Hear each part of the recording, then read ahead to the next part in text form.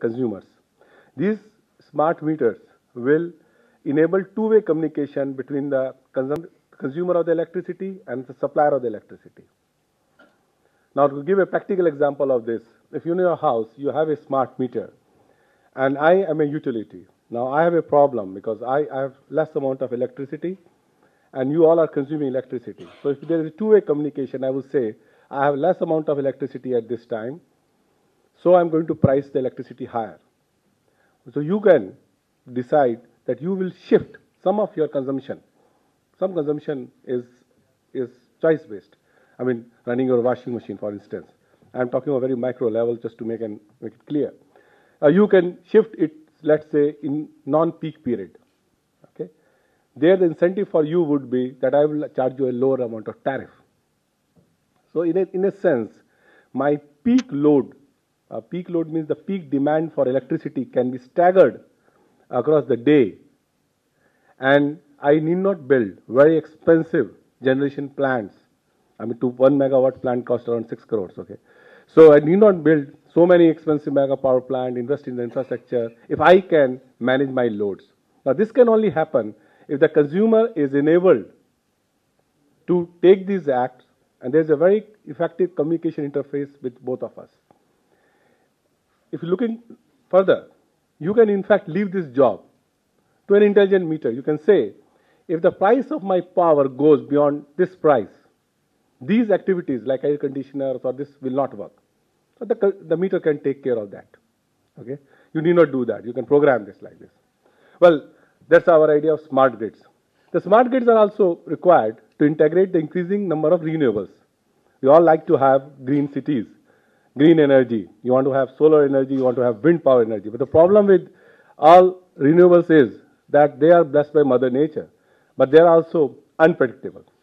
So you can have wind which can drop in half an hour and your generation of your power will go away. But the need of electricity to be consumed at that particular time may not go away. And that's not linked to the wind. If the wind flows, that doesn't mean that you will start consuming more electricity. So there is going to be a mismatch. To deal with this mismatch, if you keep on consuming that amount of electricity and your projection of your renewable electricity goes down, the net result of this is going to be a collapse of your grid. And the grid will collapse. You won't have electricity. Now, this costs the economy a huge, huge amount of money. When we talk about efficiency of economy, we are in fact talking of efficiency of your infrastructure, which contributes in a very significant way to our industrial efficiency or commercial efficiency as well.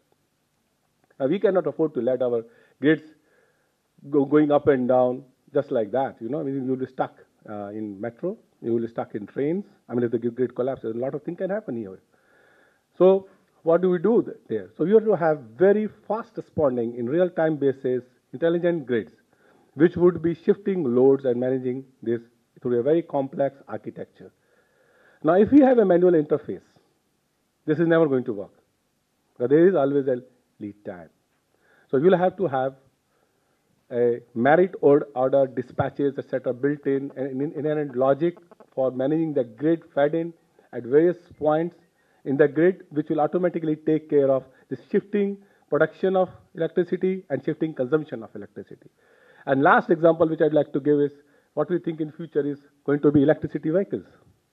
Now, electricity vehicles is again a very nice idea. It could be a reality. We expect this to be a reality in a decade. Now, if you have electricity, your consumption is always be shifting. You will drive your car from Claridge's to your home and charge the car. And then you may go to a shopping mall and you may charge it there. Your grid is static. The transformer which was fixed at your...